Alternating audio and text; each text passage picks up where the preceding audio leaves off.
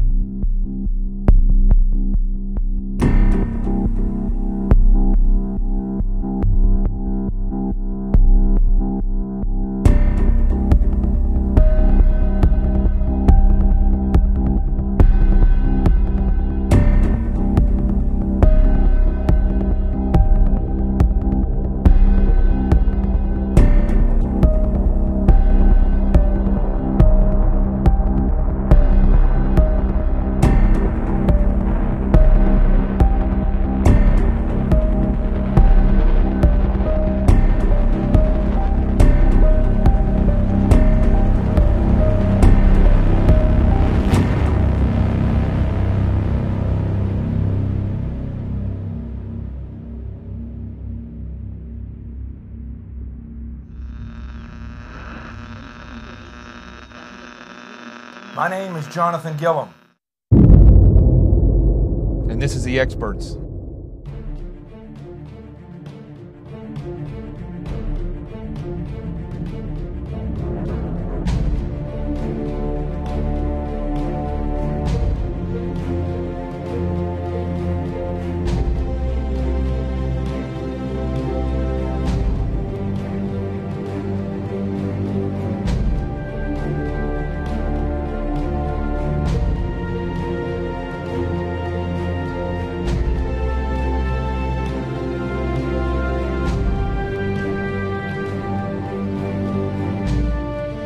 This is Jonathan Gillum, and this is The Experts on Facebook Live, Twitter, and YouTube.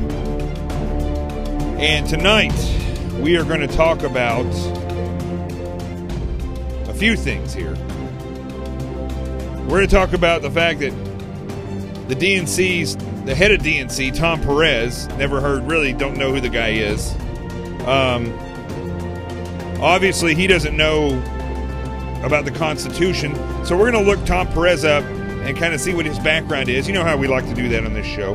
Also, Ashley Judd says that she had to derive a plan to get out of the room with Harvey Weinstein when he was basically coming on to her, saying he wanted a back rub and saying she should give him a back rub or he should give her a back rub. And she said that, well, I'm going to tell you what she said. It's strikingly different than what she said to a TSA official who said she was pretty. So we're going to go ahead and get started and talk about that now. How many of you are prepared for an incident like this? Get my new book, Sheep No More, The Art of Awareness and Attack Survival, and I will teach you to think like an attacker so you can truly defend yourself. Don't just react, act. Available for pre-order now on Amazon and Barnes & Noble. Sheep No More. Get it.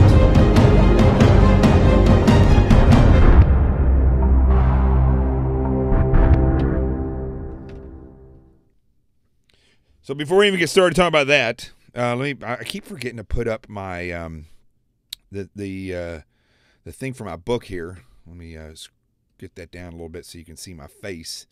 Book's doing well in pre-orders. We need to pump that up though. We need to get the word out.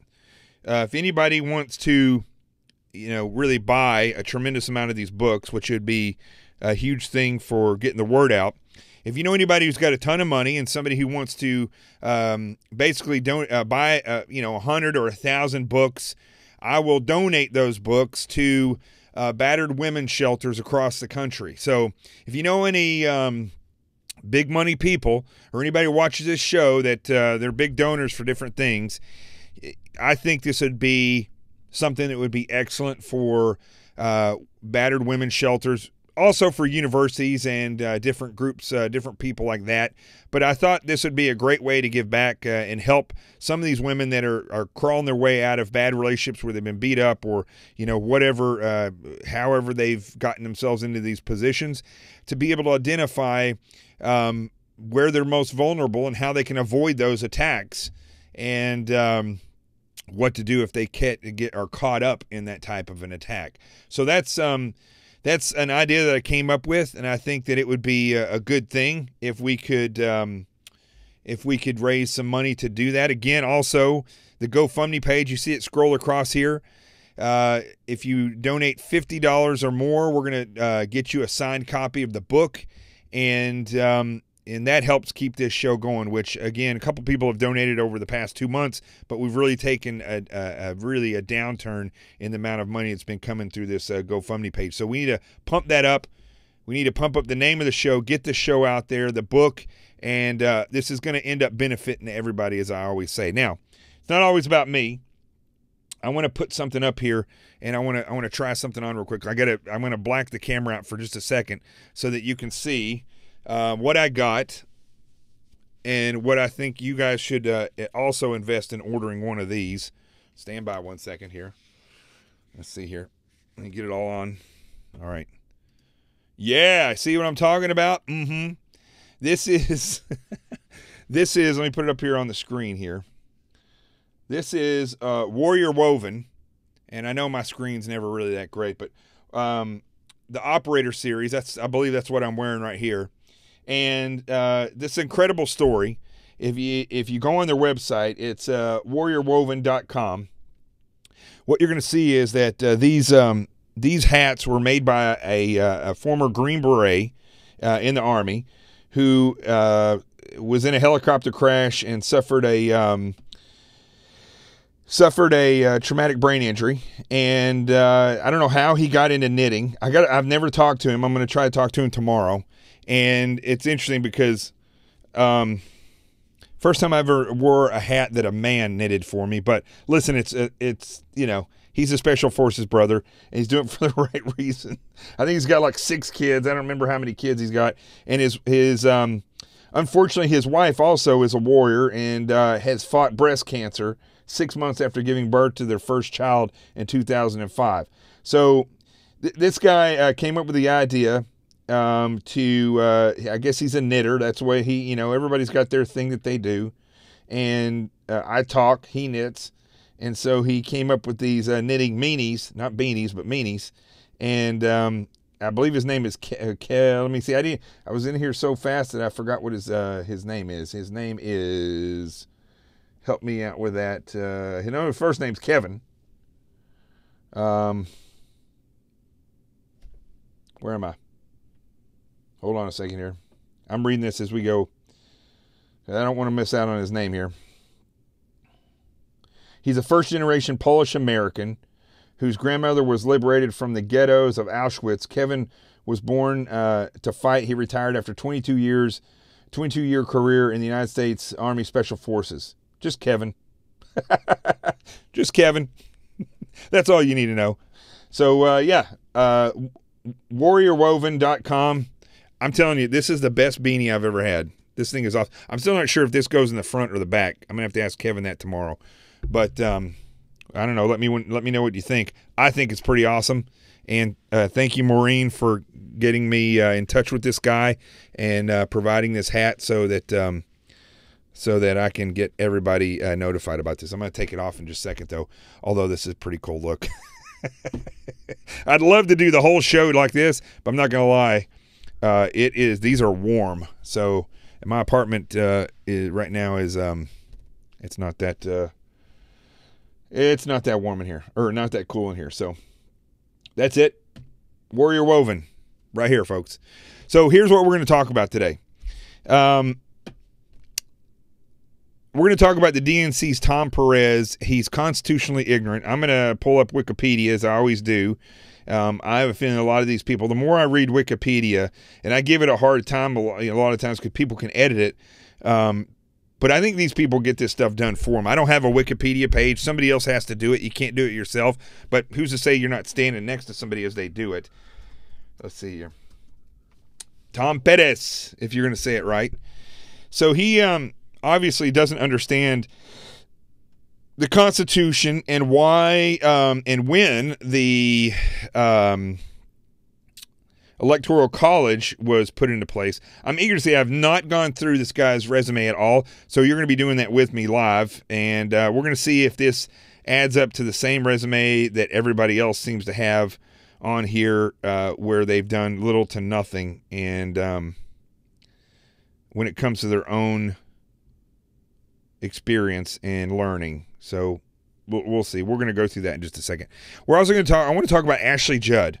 And, you know, I might start out with this, or actually, I might even start out with the Capitol Police, their major screw-up today, and then the IRS apologizes, gets, I put my comma in the wrong place, gets zero punishment for what they've done. They finally admitted what they did, but they don't get any punishment for it whatsoever when they were discriminating against conservative groups. So, man, this is a pretty good look. I may have to tough it out, suffer for fashion. I think people will be a little bit, I don't know, intimidated maybe. Yeah. Hold on. Let's see here. You're not going to see this on TV. Yo, Tom Perez, what are you, an idiot? Everybody knows that the electoral, well, I shouldn't say that. Anybody that knows anything about the Constitution understands that the Electoral College was put in place to give a voice to these smaller states so that there was equal representation. And I'll tell you why. Yeah. I need a bunch of tattoos. I don't have any tattoos. So anyway, it's hard for me to believe that somebody like Tom Perez doesn't realize that the Constitution, and when it was formed, included a way for the smaller states to have representation when it comes to the presidential vote as the big states. But we're going to go into that in just a second.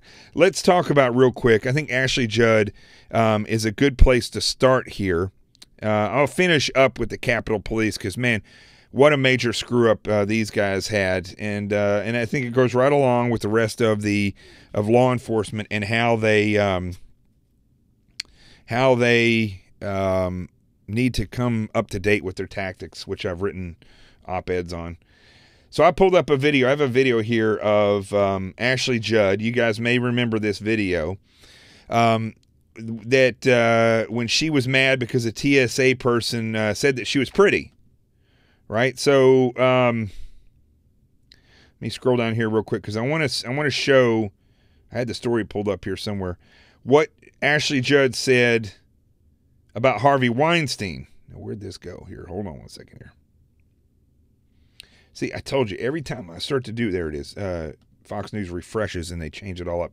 Okay, so this is the headline today. Gosh, you just cannot read that. It says, Ashley Judd says she feared Weinstein would rape her, so she made a deal with him. That's what she did, okay? So there she is, Ashley Judd. I used to think she was really pretty. Now I think, she looks crazy. But basically, you can't read this because there's nothing there. But Ashley Judd,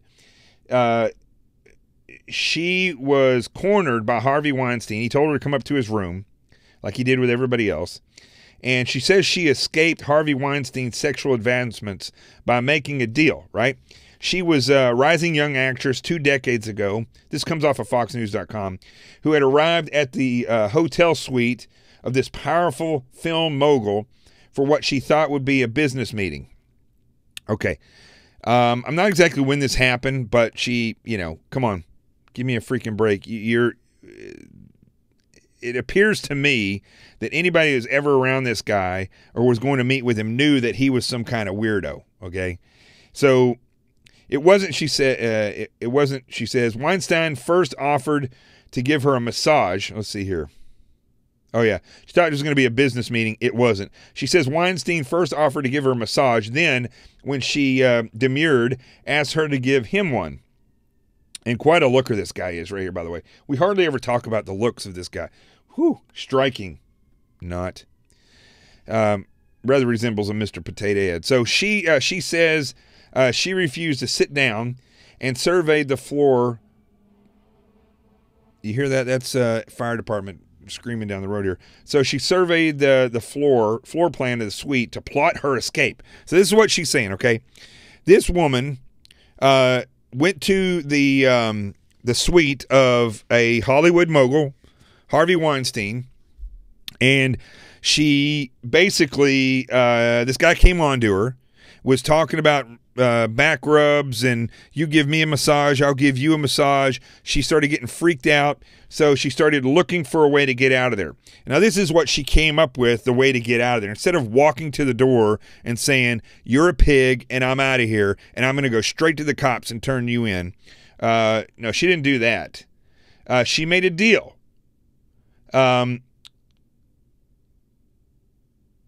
She said she first fought him with a volley of no's, and then she made a deal with him. She says she agreed to have sex with him, but only when I win an Oscar in one of your movies, okay, is what she said. He said, when you get nominated, that was his counteroffer, and she said, no, when I win an Oscar, and then she just fled. Now, that's her story. She says she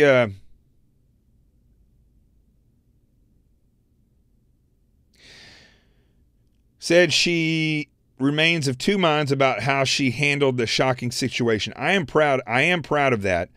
The part that shames myself says no. The part of me that understands the way shame works says that was absolutely brilliant. Good job, kid. You got out of there. Well done. Okay. So let's compare and contrast that behavior of let's make a deal for sex so I can save my career with how she reacted when a TSA employee said she looked pretty today. Oh, hold on a second here. Let me plug this in.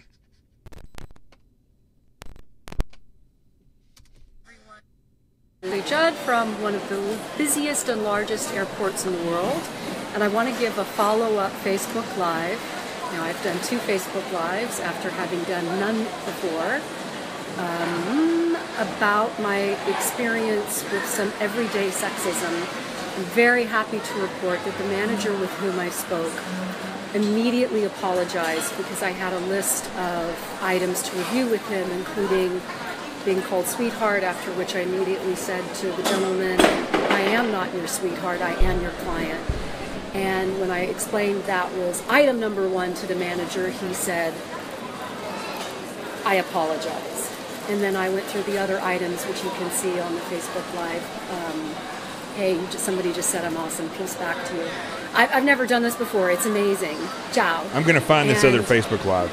He had a very long conversation with the employee, and he also assured me that their training, and everyone goes through the training uniformly, is to call people sir and madam, and that touching someone is totally inappropriate. Now, before she goes any further, let me find the original. Okay, here it is. Customers with Liberty's roadside assistance. Let's not give them a commercial. Stand by. Ashley Judd, and I'm going to do a little live post from the airport. I'm traveling today, and this is the kind of thing to me that happens, which I categorize as everyday sexism, and it's so easy to let it go, not to speak up, particularly when it's so. Not when somebody says they want to have sex with you. No. At those points, that's when, I got fur all over me. That's when, I guess, according to Ashley Judd, you say, I'll have sex with you when I win Academy Award in one of your movies. And then she leaves. But in this case, somebody just said, yes, hello, sweetie. Easy for someone to push back and say, oh, I was just being polite or something like that. So I was coming through security and a guy said, hey, sweetheart. And I said, I'm not your sweetheart. I am your client. So I was already setting a boundary. Already set that boundary. And then when I was setting my things out. She set that boundary with that TSA worker immediately when he said, hey, sweetheart. And that's kind of a Southern term, a gentlemanly term. Older men a lot of the times will call younger women sweetheart, not being pigs, just, being sweet. Okay, she was offended by that. She instantly set her boundaries, which doesn't sound like it was the case when her career was involved. Instead of setting boundaries, she said, I'll have sex with you if I win an Academy Award in one of your movies. In other words, you give me a part in one of your movies, and there's a potential that we may have sex. A little bit different than some commoner TSA guy who said, hello, sweetie. Hey, nice dress. Compliments are horrible. I didn't hear him saying anything about the attire of any of the other folks in the entire line, and I am in one of the most traveled airports in the world. I'm surrounded by... You're also a celebrity, moron. So he's trying to be probably intimidated, trying to be nice, but anyway. Lots and lots of other people in lots of different kinds of dress. I set my stuff on the doohickey, the doohickey that rolls. And I was speaking with one of his colleagues. She was saying, do you have on high-heeled shoes, whatever? And guess what happened next? He touched me. I didn't see him touch anybody else. And I turned around and I said, that was unnecessary. By the time, my skin is burning, my feet are burning, it's so hard to continue to set these boundaries when... Her skin was burning? What is this guy made of acid? He's some kind of X-Man? One continues to push. And then for good measure, he just said one more time, have a good day, sweetheart.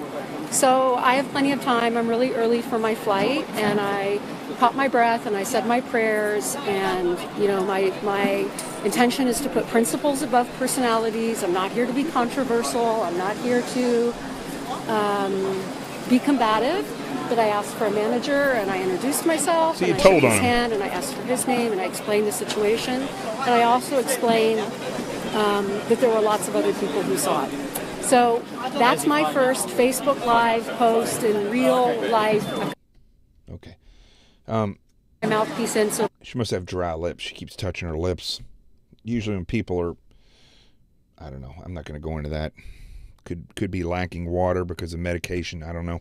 So this is a woman who, when a TSA officer said, hello, sweetheart, it was absolutely tremendous. It shocked her and rocked her to her knees. And then when he said, you have a lovely dress on, horrified. And I don't know what the touch was, if he was scooting her forward or guiding her through or something like that, which I've had people do before. Right this way, sir. And they're trying to shuffle us through. They put their hand on me. I don't know. Maybe I had the different X-Men. Maybe the person that put their hands on me is a person that, can walk through walls. Maybe the person that she had touch her has some kind of acidic thing in her hands. That's their X-Men power, that they touch things and it makes skin burn and hot. I don't know what it was, but that's the way that she responded to a TSA officer who basically complimented her. Whereas when Harvey Weinstein asked her up to his hotel room and attempted to convince her to have sex by saying we should give each other massages. Her response to that was not, "You're burning my skin, Harvey Weinstein. I am appalled that you said this, Harvey Weinstein. I can't hardly breathe or move. I need to see a manager, or I need to go to the cops. Are you trying to rape me, Harvey Weinstein? Let me out of this room. I don't want to." No, that's not what she said. What she said was, "I'll make you a deal. When I win an Oscar in one of your movies, I'll have sex with you." That's what she said. And so when he came back and said, when you get nominated, she said, no. When I win, I'm not easy. She didn't say that, but or at least I don't know. She said it. But in her, I can only imagine her in her moralistic ways, she's saying, no. I'm not a whore. I'm not going to sleep with you when I get nominated. Only if I win an Oscar. At that point, I guess you're not a prostitute anymore. Now you're somebody who is, you've risen to the occasion to sleep with Weinstein. I don't know. So this is the reality, folks, that we live in when it comes to if the TSA guy did inappropriate behavior and inappropriately touched her, hey, I'm all for Ashley Judd telling on that person and getting that person in trouble. I am not bashing her so much on how she reacted to the TSA person as to how she reacted to Harvey Weinstein in comparison to how she reacted to the TSA individual. These individuals have selective anger. They have selective outrage.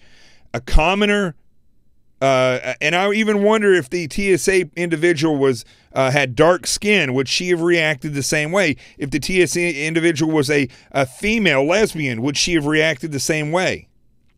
I don't know. But I do know that if the individual is a movie mogul and they act 50 times worse, instead of saying, "No, I'm out of here, I'm telling on you," she turns around and says, "I'll have sex with you, but only if I win an Academy Award in one of your movies." Which means you got to put me in your movies for me to win an Academy Award, which means you got to put me in your movies in order to have sex. That sounds like a whore to me. That's just what I'm saying. I don't mean to be harsh and use that word, but that's what it sounds like to me. I'll have sex if you pay me, or if you put me in a certain area and I win this, then we're good to go. I don't know. Look, maybe I'm being harsh. I don't know. You tell me if you think I'm being too harsh.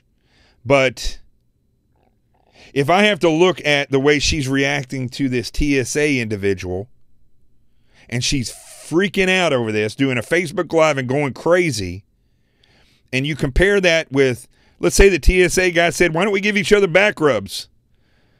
Would she have said, "No, I'll have sex with you, though, if you get me through on the express line"? Would she have said that? Full well knowing that he wasn't going to get her through the express line, or if she, that's not the way she reacted. But if it had to do with her career, and if it was a movie mogul, well, then we're going to make deals a different way. I don't know. Interesting. We don't have to talk anymore about Ashley Judd. I just thought that was interesting when I see this is a selective outrage that people have in this country, where they take great offense to certain things when it doesn't have to do with their career, or when it has nothing to do with, like, let's say that I remember I heard a comedian one time talk about, I forget her name now, but where she complained against a Supreme Court justice. My brain just went blank. And he was an African American, so was she. And apparently he said some sexual things to her. And I'm trying to remember who this comedian was. It was either Chris Rock, or I think it was Chris Rock. And he said, "Do you think she would have reacted the same way if the Supreme Court Justice, and my brain room can help me out if you remember what his name is. I forget what his name is. If he looked like Denzel Washington, would she have reacted the same way? Or would she have said, oh, Denzel, you're so crazy? Yeah, Anita Hill, that's who it was. Anita Hill and the Supreme Court. My brain is totally. See, I don't have a producer out there screaming it in my brain, so I sound smart. But would she have said the same thing? I don't know. But this is the way people react. If their career is in jeopardy, if the person is good looking, maybe they'll react differently. But I don't know. Justice Thomas, thank you. Clarence Thomas, that's right.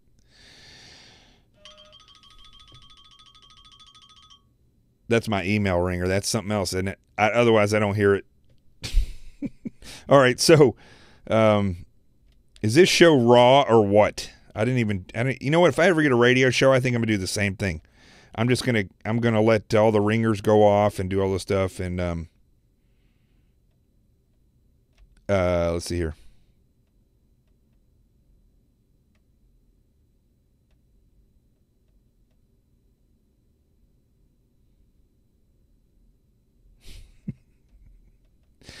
I get some of the weirdest comments on my YouTube videos. Okay, I can't do this anymore. I love this hat, but I'm burning.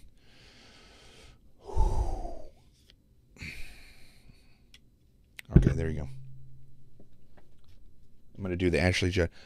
Yeah, and he was all over me. Next time I go in there and somebody says, come on in, partner, I'm going to go, I need a manager. You just called me partner. I'm not your partner. It's terrifying. All right.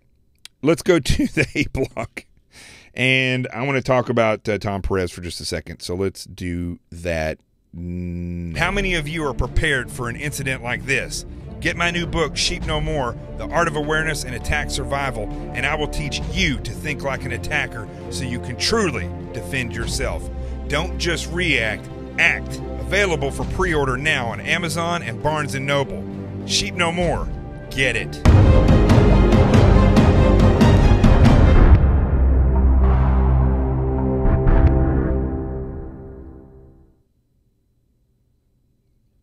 So, somebody said, who was it says that? I have to set boundaries.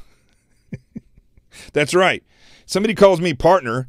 Some old timer, it's a TSA rep or a woman says, come on in, babe. I'm going to be like, okay, first of all, I'm not your babe. Okay. Secondly, I'm not a baby, so don't be calling me babe. Those are my boundaries. I'm setting my boundaries. And I had to set my boundaries again because they said, wow, that's a nice pair of jeans, nice pair of boots you got on there. Whoa. I cannot believe. I didn't hear you complimenting anybody else's boots. This is completely sexist. Listen, there's going to be a day when she's so old and crusty, if she gets to live that long, that when somebody says, come on through, babe, or sweetheart, she's going to be like, well, thank you very much. You're awfully sweet. Because she's a narcissist. When she doesn't get the attention that she wants, then she's going to start complaining that she doesn't have attention. Let's take a drink out of my Jonathan T. Gillum cup. Okay. Now, let's, as always, I like to do this. I like to go through, I think it's fun to go through and look at these, where did I do here? These people in politics. All right, let's see here.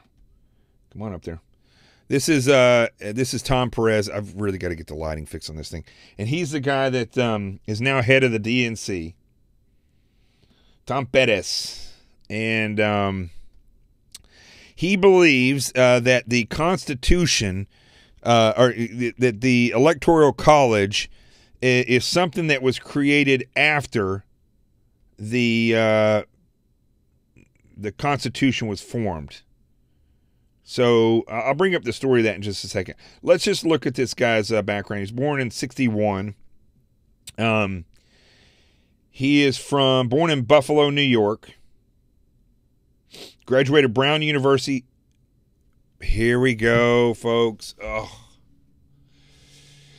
Any of you that watch this show on a regular basis, you know that there's certain key elements that I look for in people that show me they are complete waste of flesh and soul. I'm sure when God created them, God knows what he's doing. I'm not going to say that he doesn't. He's my Lord and Savior. But these people, for some strange reason, grow up and usually skyrocket somehow, some way, and inevitably they go to Harvard. So he went to Brown. He graduated from Brown University, Harvard Law School, and John F. Kennedy School of Government. Even better.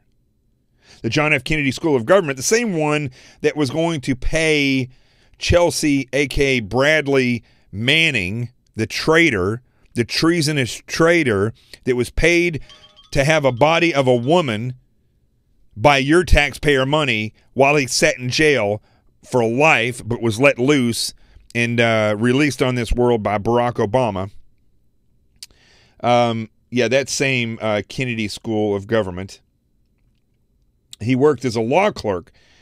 This is the same. Listen, I could pull up any amount of resumes of people that go boom, boom, boom. Now, it takes a tremendous amount of effort to go through law school. I'm not going to say that it doesn't. It takes a tremendous amount of work to get to Harvard. I'm not going to say that it doesn't. But Harvard does not create people who then typically go out and work in some type of environment like this guy graduated from law school. It's not like he then went out and became an assistant U.S. attorney.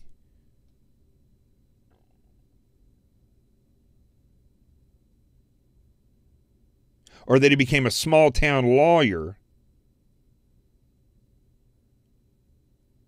in order to grow his experience, working like as a homicide detective in New York City, like my good buddy Paul Callan, where you become a real hardcore litigator, right? Now, this guy, he worked as a law clerk for U.S. District Court for the District of Colorado. Then he served in the Department of Justice. Yeah. He went straight into the government law, right straight into the most liberal agency in the United States, the Department of Justice. He goes straight in there. He worked as a federal prosecutor and as a deputy assistant attorney general for civil rights. Oh, man. For those of you who don't know why I'm laughing, the civil rights unit or area within the DOJ and the FBI it's the biggest. You can't get any more liberal than those people are. I mean, you might as well just jump on into communism.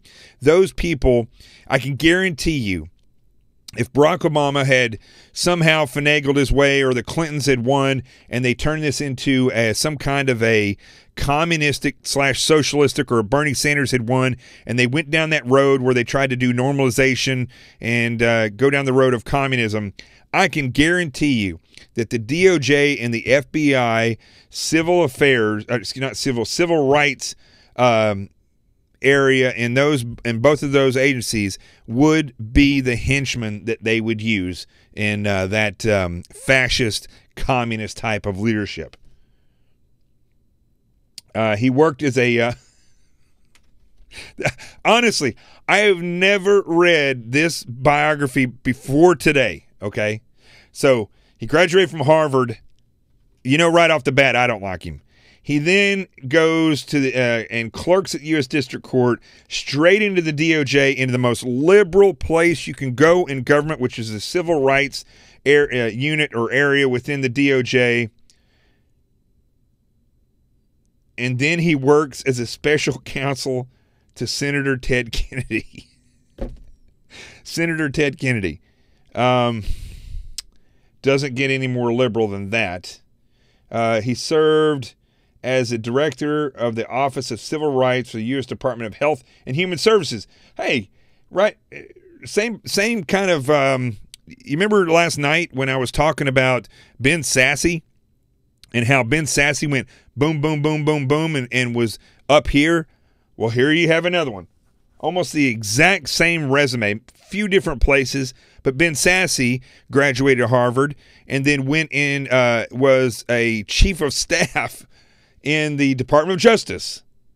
and then went from there to Health and Human Services as a political appointee under Bush. Neither one of these individuals have any groundwork experience. They just instantly graduate Harvard and go to here up into the ruling class.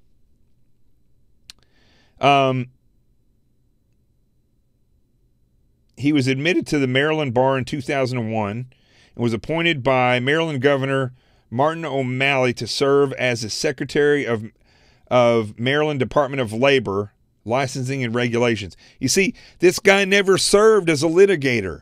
He clerked and then instantly started going advising. What knowledge does he have to advise? Because he graduated from Harvard. If Harvard produced those incredible people that have all this knowledge and experience, wouldn't this country be in much better shape? Our court system is predominantly made up of Harvard grads, yet our Supreme Court and federal judges all around this country are a political disaster. They are not neutral. They are either hardcore communists, or communist isn't liberal, or they say they're conservative. Yes, they're conservative, but they're probably more establishment conservative than anything. So, very interesting. I haven't even gotten past the second paragraph in this guy's Wikipedia page.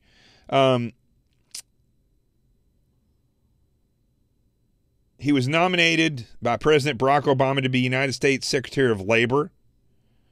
Again, there's no time in service anywhere. It was confirmed by the Senate, and then he announced his candidacy for chair of the Democratic National Committee in the 2017 election. And in February 2017, he was elected chairman on a second ballot. And then he immediately named Keith Ellison as deputy chair. Oh, Keith Ellison. Okay, I think that's I don't need to say much more about this guy, except for the fact that he's a liar, and he says that I'm sorry, I'm not looking at the camera, I'm looking at this computer screen. He says that now let me go back here to the story that was on Fox News. Let's see here.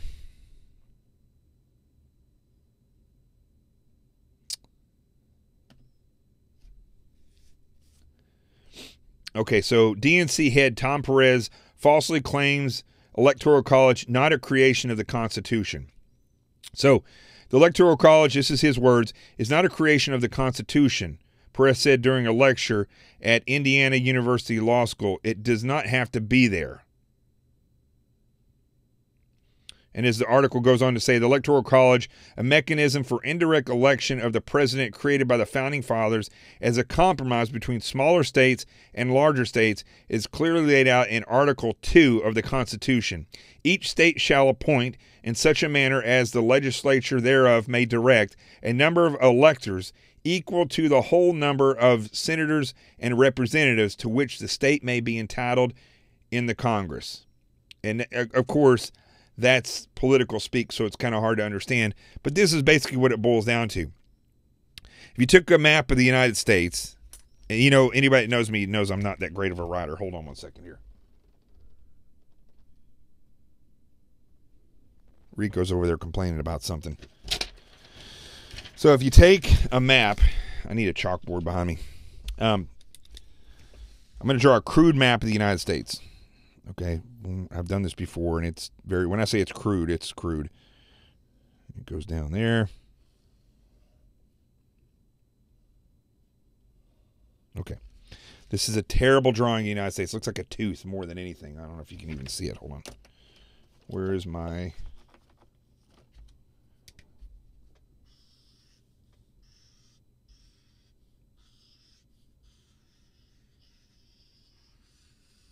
Okay. Here's my drawing of the United States, okay? Can you see that? That's horrible. That looks like a tooth. Okay, so, but let's say you have big cities here. You got Miami, you got New York, you got Chicago, and granted, this is not going to be it's not going to be correct to scale.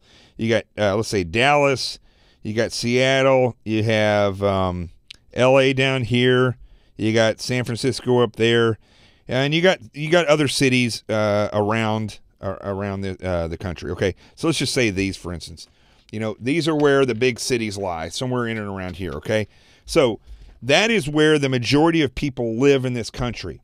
So obviously, the majority of votes are going to come from those areas.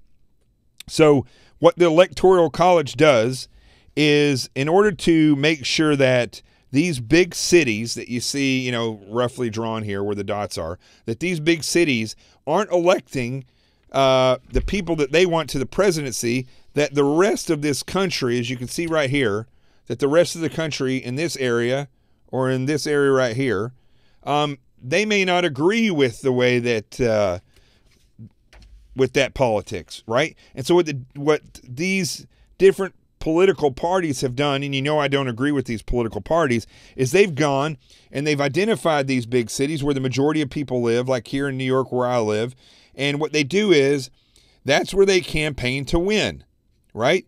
They want to win all these different big cities because that's where the majority of people live, which means they'll get the popular vote. So what the Electoral College does, it gives a voice to the rest of the country. This area, all down in here, the rural areas where there's fewer people, but the states exist, right? So the states exist. The Electoral College gives power back to the states and takes it away from these politicians that mainly want to go into the big cities and win the elections in an easy way because of popular vote. Now, also, it's important for you to realize that in the day and age of the politicians in this country, in the founding fathers in that day and age, illiteracy was very high. By and large, this country was heavily illiterate. So this was another way for the founding fathers, and I think in their infinite wisdom, I don't know if they realized what was coming down the pipe, but they were able to combat illiteracy by creating this Electoral College and giving power to the states and less control, or at least equal control, for the rest of the country where literacy wasn't as great, where maybe not as many people would go vote. But it still maintained the power of the state. We can really, in this country, this is a healthy balance, is that if, and especially back in that day and age, there were two competing ways to be elected. And if you have a group of people in your state that don't show up and vote, maybe they're illiterate, they're not interested, maybe they're preoccupied because they had a bad winter and they're trying to yield their crops back in the day and age, it still gave the states the ability to maintain their power in what is fair and balanced in their neck of the woods, as opposed to the neck of the woods up in New York. Maybe Arkansas, for instance, where I'm from, doesn't do things the same way. So they shouldn't fall into the same regulations. I mean, look at the Second Amendment. If New York, Chicago, L.A., San Francisco, Miami, Dallas, and all these other liberal cities had the ability to choose the next president, your Second Amendment would be dead. But the rest of the country doesn't live like the big cities. So this gives voices and power back to the states that don't have the same population. And that's fair. Because if you go and you live in these other states, you're not going to have the same police response time. You're not going to, maybe you hunt for your food, or maybe you see the cities and the way the cities live as a threat. So you're able to maintain your weapons like the founding fathers said you should be able to defend against a tyrannical government. And a tyrannical government's not going to come from the rural areas of Arkansas or Oklahoma. It's going to come from the big cities in this country where it's more cosmopolitan. It's easier to manipulate the way the people feel, and because people are by and large more dependent in the big cities. And so overall, this gives power to the rest of the country to protect against the subversive ways of communism and takeover by people who want to instill a government that dominates the people. Because ultimately that's what you have. If anybody watching this lives in a big city, you'll know exactly what I'm talking about. You don't have the freedoms that you have in a small town or in a rural area. You just don't.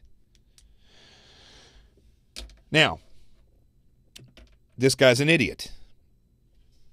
Tom Perez is another one of these people that goes high school, Harvard, ruling class. I got this stuff from my beanie in my hair. And this country has been ruined by those types of people. The Electoral College literally protected us in this last election from those very people that the Founding Fathers wanted us to be protected from. It protected the states for the exact same reason that the Electoral College was created. Because the people in these big cities want to dominate, and they think the rest of the country is just foolish and doesn't know how to do things. I think they proved them wrong in Houston with the floods, that people in rural areas, they do know how to do things quite well. You have an emergency, they handle it.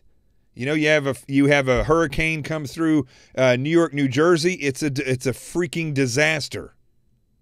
You go to New Orleans, I don't know if they learned somewhere along the way on how to do this. New Orleans was a disaster. Houston showed the possibility of what rural people are all about. The Cajun Navy, getting together, helping other people, standing together, not being dependent on somebody to come rescue them. They did it themselves. That is what the rural areas are all about. Stand by one second.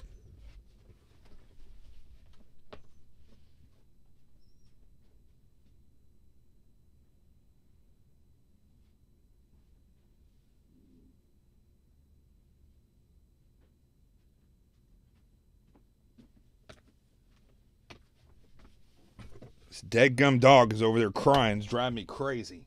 What? Man. All right. I had to pick him up. I don't think he could get up. So that's the gist of Tom Perez. We don't have to talk about him anymore. Let's go to the B block, and then we're going to talk about I think what I got left here is might as well talk about the IRS apologizes and the screw up by the Capitol Police. Let's go to the B block. How many of you are prepared for an incident like this?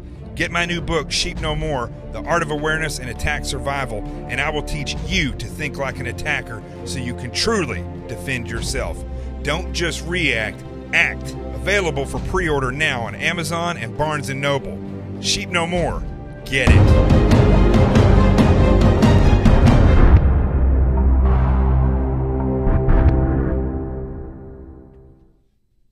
Now he's just standing over there looking at me, this dog. So,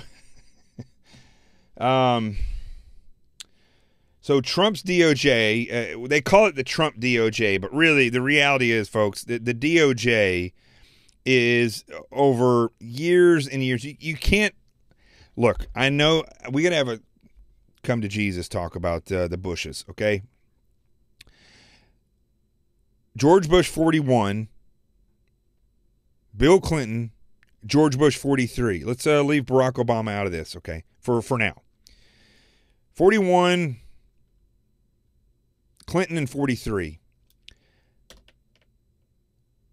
There really wasn't that much difference in those three presidencies, all right? You did see some conservatism come about in the Bush era, but overall, Bill Clinton was probably more conservative than he was than Jimmy Carter, definitely. And he towed a line because Bill Clinton knew how to get elected, right? So he didn't toe the line, or at least he overshadowed his extremist views on the liberal side because Bill Clinton is a narcissist and he knows how to play the crowd.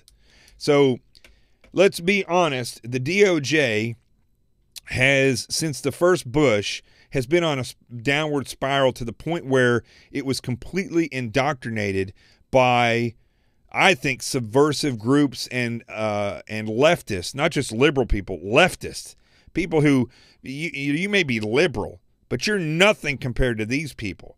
These people are like the Antifa types, who they literally believe in their mind that there has to be a communist revolution. These are the types of people that exist in the DOJ. One of the people I know that works there, that's in the FBI, was telling me about a big-time attorney there. I think I told this story before, that literally believes Jeff Sessions, his boss in the DOJ, is a Manchurian candidate, and he was freaked out to the point where he was like literally shaking because he was worried that Jeff Sessions was going to do something to destroy the Department of Justice. That's how weird these people are there, okay? They live in a fake world. They live in a world that's not real. That's why they end up having little compassion for the average person and not doing anything to major government officials who do major crimes, because they live in a fake world. They live in a world where they believe in a ruling class. They believe in a class of people that are above the law, and they don't, and by and large, they know that if they play the game right, or they believe in the game. It's not that they know if they play the game right. They literally believe in the game. They believe that these people are to be worshipped and taken care of. And that's why you see people in the DOJ worshiping Obama and Clinton's. They literally believe that these people are above the rest of us. I really believe that.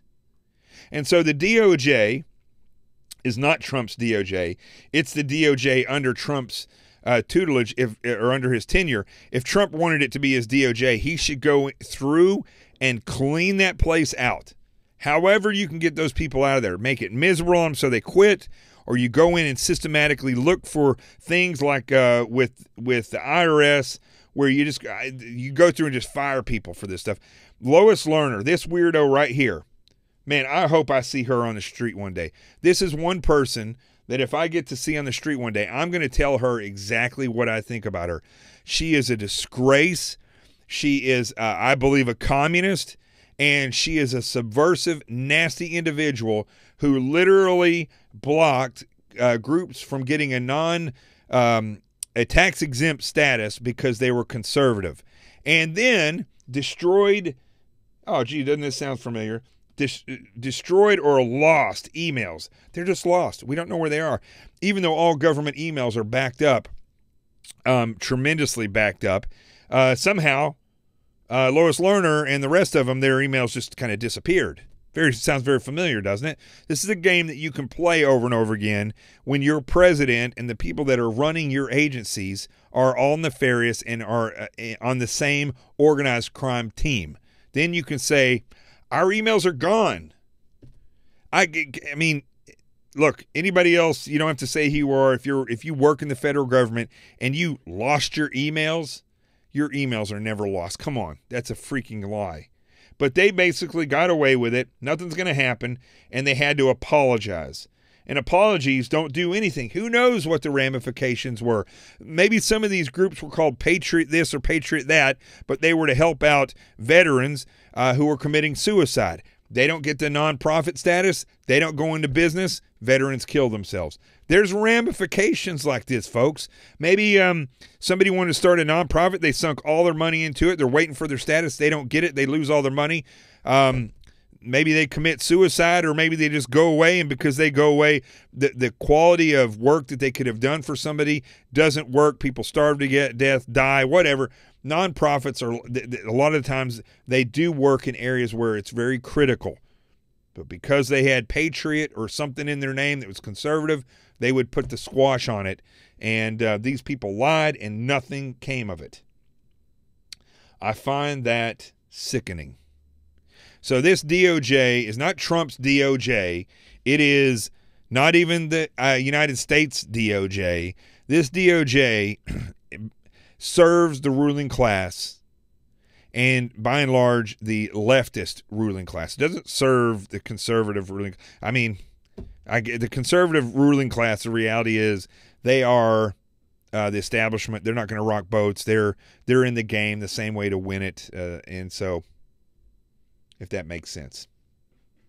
You see, in all these stories, folks, I say this every night, there's way more to these stories than Trump's DOJ settles lawsuits over Tea Party targeting by Obama's IRS. There's way more to it than just reporting that the DOJ settled the lawsuit, okay? Way more to the story. The fact that is that the DOJ, for people that are in the know, that have worked in and around the DOJ, which I have, it is a leftist organization. That there are people in there that want the demise of this country. The IRS is an agency that is out of control. The IRS is a company or an agency that is infiltrated by individuals like this, not just to collect taxes, but people that are literally out there to exercise the power of whatever party they belong to. This stuff happened under the Bush administration as well, but they will do and say whatever their masters tell them, which is not the United States people. It's whatever political party is in office. That's how nefarious they are. So let's go now, and I want to close out because, oh man, Hannity's been on for a while. No wonder the numbers went down. Sorry, Sean. Let's go to this story. Let me pull it up real quick, and then I'll close out. Let's see here. Here it is. I'm shocked by this. I know there's video of it here. There was. Again, they're screwing me over here on Fox News. By the way, the NFL's popularity is crashing. I'm not saying anything tonight about the JFK records release because I haven't had a chance to look at any of that stuff. And quite frankly, they're still waiting on 180 days for the rest of the records to come out. They held on to some of them. And I'm not real sure what's going to happen in that. But take a look at this video real quick. Let me pull it up here.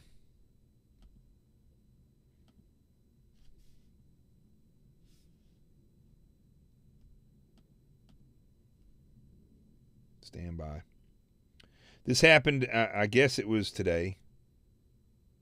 Earlier this week. It was earlier this week. Hold on, I'm waiting for the commercial to end. So watch this.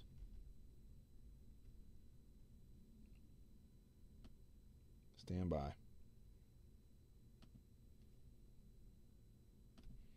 So it doesn't look like much, really, right? The president walks by, and somebody throws Russian flags all over the place. I don't know if you can see that. You watch right here. See the Russian flags?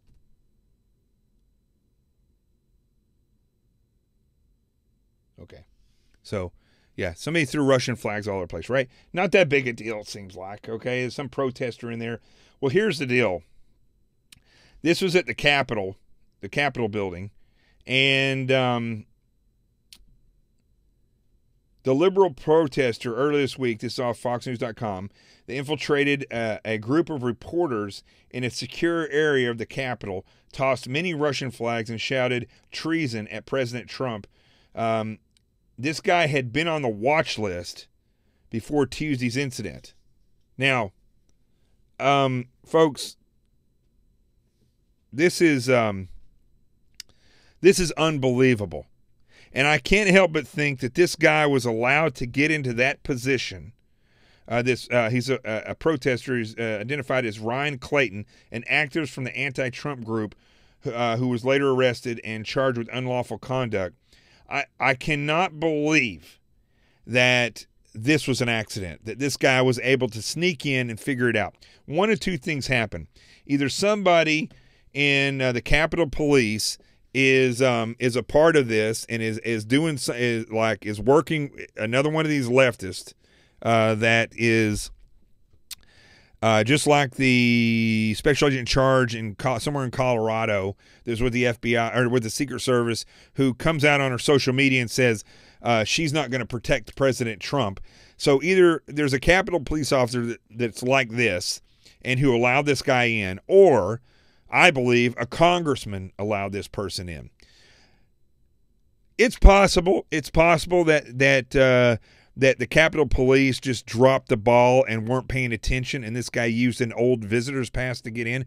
That's possible. If that's the case, they need to have a serious reevaluation of their techniques of how they protect these areas. But two things came out of this for me. One, complete failure by the Capitol Police, again. Not necessarily that they failed in this way, but I believe that when they had the shooting at the baseball game, that was a failure of the Capitol Police to protect that area. If you're going to have a big event like this over and over every year, an annual event like this congressional baseball game where they go out there and practice, and you don't have, in this climate, and you don't have officers set up around there to protect our congressmen and congresswomen at a game like that, at the practice, you're crazy. It doesn't take a whole lot to set a couple of officers out there, or a request for the Washington, the D.C. police to be out there, and that way people with long guns don't come sneaking up and shooting. So that was one. I believe this is a major screw up that this guy, what if he had had something else? What if he had a knife and he jumped out there and stabbed him? It probably would have been, he could have done it. I guarantee he could have done it. That's the first thing.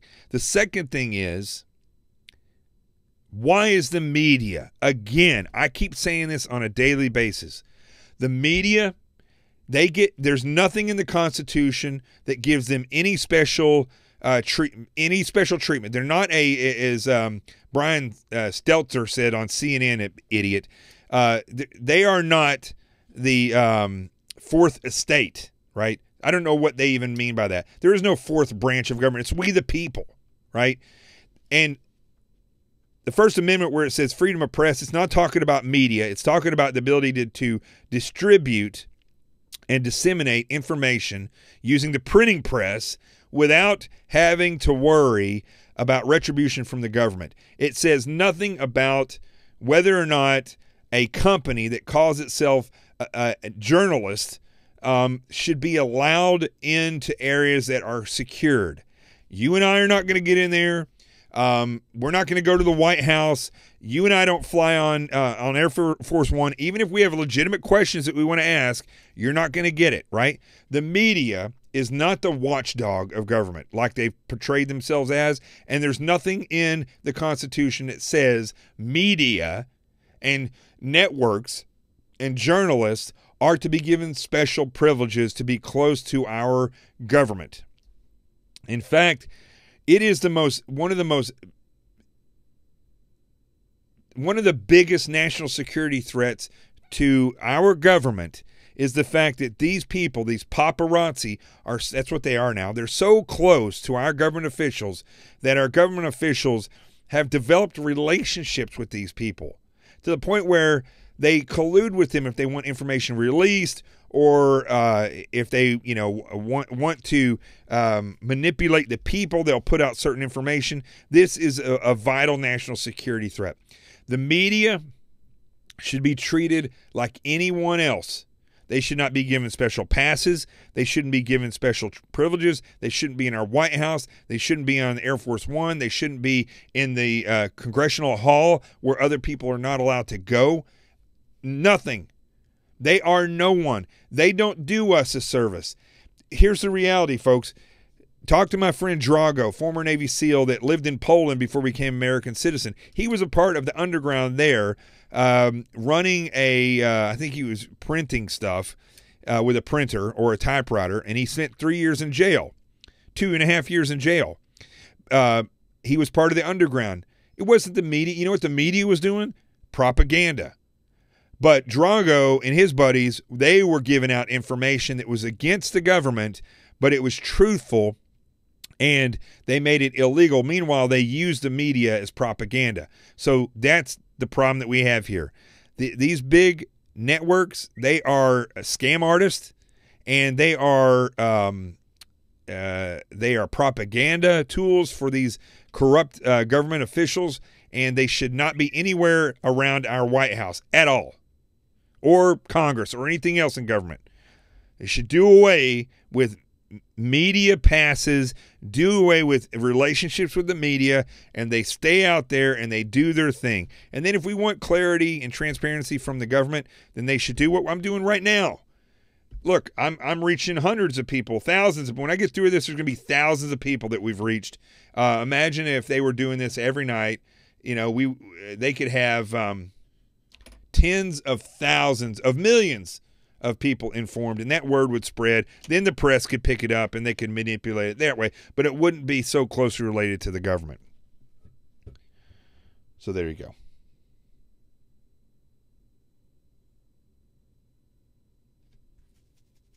All right. I think we're going to go to the truth zone, and I'm going to obviously somebody doesn't realize that I'm on the air right now.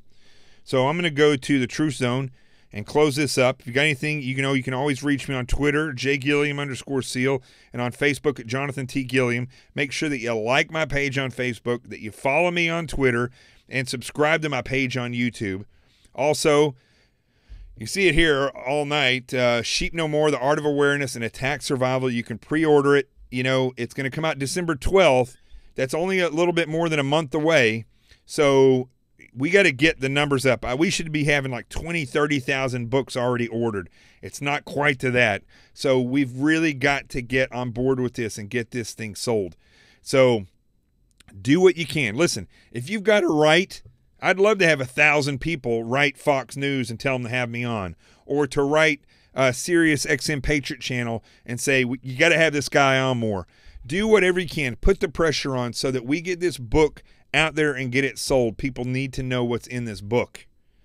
And then if you have any friends that or any people that you know that are extremely wealthy that donate money to different charities, if they will agree to buy, I don't know, let's say 1,000 books, we'll donate those to charities like battered women's shelters. Maybe we'll go to some colleges and universities. If you want to buy 1,000 books in the name of your university, we'll donate those to the university and to the students there so that they can learn about targeting themselves and make their lives much safer. And that way, if they ever have a shooting or something, they'll know how to escape, evade, or fight. It's not run, hide, or fight. It's really escape, evade, or fight.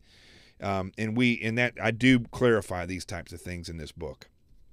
So let's do this. GoFund.me/The Experts Roadshow. If you donate $50 or more, you'll get a signed copy of the book.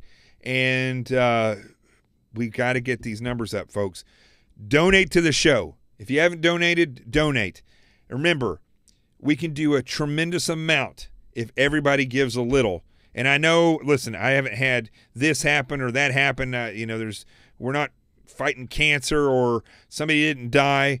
But what we're doing is, folks, I mean, look, here's the reality. The way Congress is right now, the way the press is and the media, if you don't have the voice of truth out there, what's going to happen is they're going to play games with you. People will die. Our national security will be injured because you are being trained to be useful idiots. And this is an important show. Trust me on that. All right, let's go to the truth zone, and we'll close this out. How many of you are prepared for an incident like this? Get my new book, Sheep No More, The Art of Awareness and Attack Survival, and I will teach you to think like an attacker so you can truly defend yourself. Don't just react, act. Available for pre-order now on Amazon and Barnes & Noble. Sheep No More. Get it.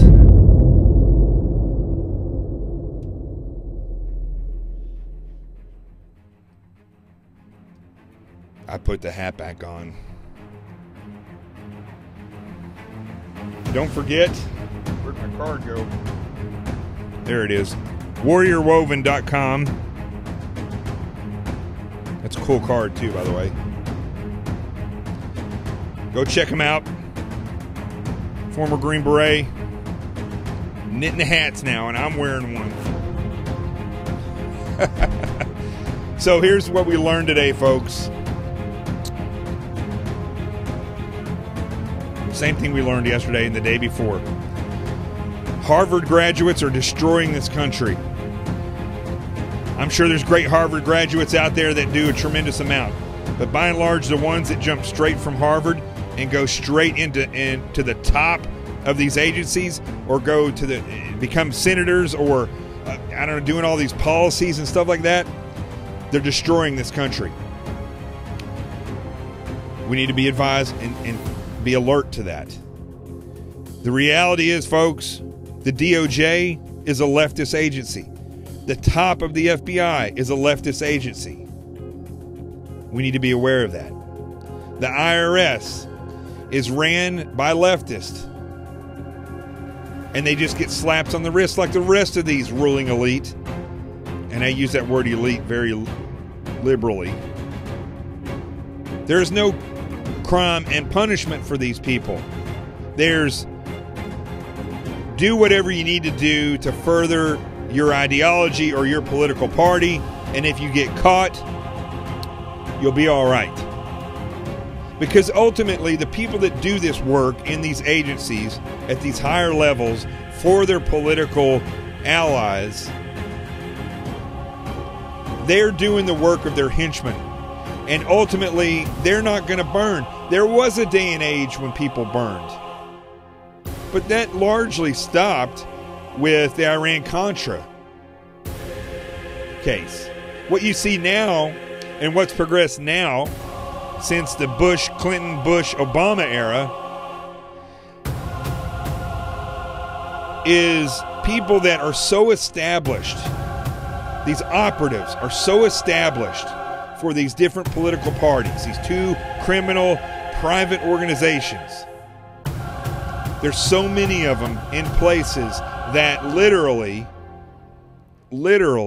they own the government. It's not that they run the government.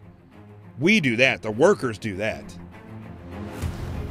Those people own the government. That's why you see people going high school, Harvard, boom, up here in the ruling class. You don't see people who graduate, spend years in the military, years in law enforcement, or being a doctor operating on brains, and then deciding, because things are so bad, I'm going to run for senator and becoming senator and making real changes. You don't see that. What you have is people graduating high school, going to an Ivy League school, and then somehow, magically, flowing straight to the top. That's the way it works, folks.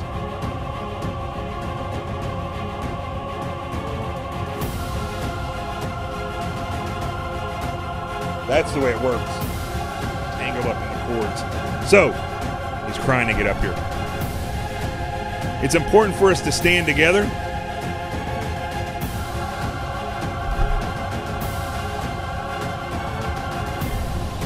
You're ruining my groove, dog.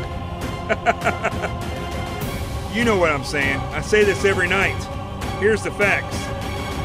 I'm Jonathan Gillum. My old buddy Rico's right here with me. This is The Experts, and as always, unity is the way. The truth has arrived.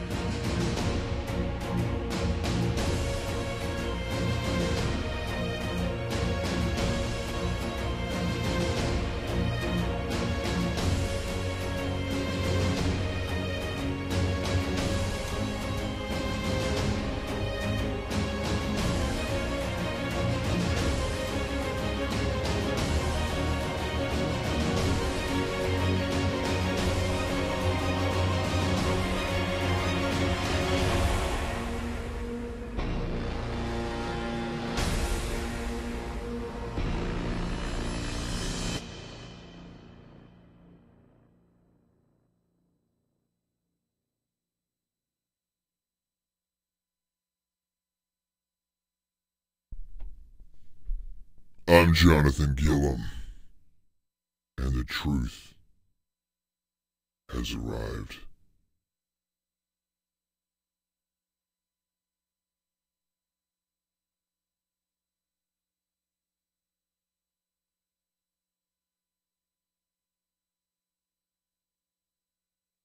How many of you are prepared for an incident like this? Get my new book, Sheep No More, The Art of Awareness and Attack Survival, and I will teach you to think like an attacker so you can truly defend yourself. Don't just react, act. Available for pre-order now on Amazon and Barnes & Noble. Sheep No More. Get it.